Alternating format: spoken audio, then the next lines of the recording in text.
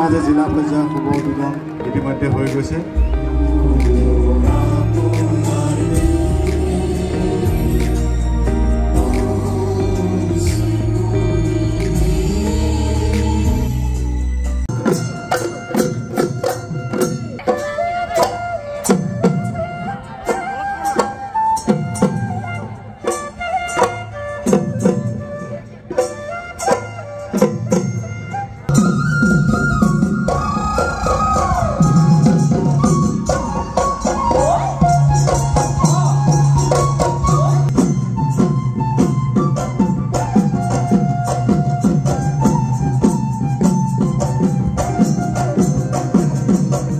আমাৰ জিলাত ক্ৰীড়া সংগঠনসমূহ আছে।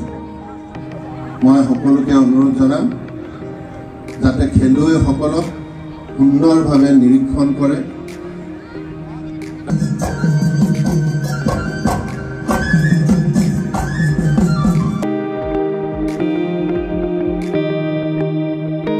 জীৱনৰ অৰ্থ কি বুলি ক'লে জীয়াই থকাটোৱেই জীৱনৰ মূল লক্ষ্য, মূল উদ্দেশ্য। কিন্তু জীয়াই থাকিব লাগিব আনন্দেৰে, সুস্থভাৱে।